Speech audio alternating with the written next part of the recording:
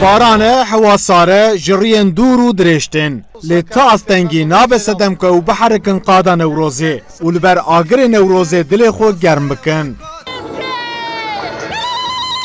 اف هر دو جوانن که جلو برگن کردی لخوا کرنه لبر چپک تیلیلی و ستران نوروزه رقص که رومانتیک دکن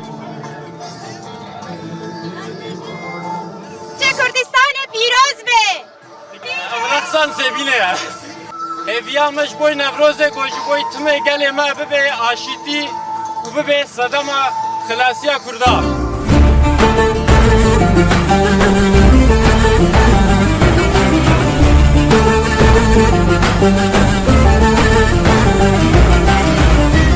صد هزاران کردین استانبولی به جوش و کلجانی کمازن به جلو برگن کردی به تیلیلی ستران سلوگان و گووندین خوبا لقادا یعنی کپی استانبول گیشتن هب و شاهی نوروزی شینو پیروز کرن هیویه ما یکیتیا کردای پیشی یکیتیا کردا داویه یه برمه İnşallah em Kurdê her çar parçe Kurdistanê biniyek. İnşallah me ser bikevin. Daxwaziye me hevgê me gelek mezin. Emiro gelip kevxwaşene kevxwaşa me xemgîniye ku em dimînin rojava li rojxelat birayên me li wê derê dibin tengasiyê dane. Newroza îsal a Stenbolê di salên dawî da wek newroza herî mezin tê dîtin. Lewra em pêvajoya çareseriyê berdewam e em jî Koma Amed piştî 25 salan vegeriya Stenbolê û konsereke bêhempa pêşkêşî xelkê kir.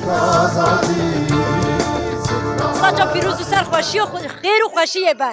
Newroza biharê, Newroza Kurdistanê pîroz û mubarekî be înşallah. Ez mazîdar we ez mazîdar lê lê lê lê lê lo lo lo lo lo. Em xelkê Rojavan eş Kobanîne. Cara yekê em ê biçiyane Kurdistanê hewl agrê bes nemeşiya فهم هات نبره هم دیسا کیف خواستم برقص ملتی کردی بره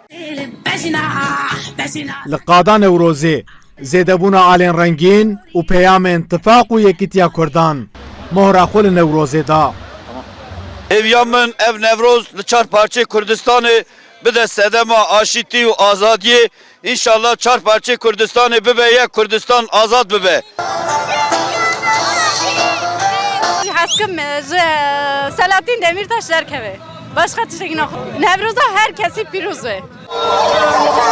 اشتی پیامین سیاسی خلق لبر سترانین Koma Amed به جوش و خروش راقصین و به تیرا دلی خو گووند گراندن و به کیف و شاهی و گریان مالین خو عمر سنمس غداو استانبول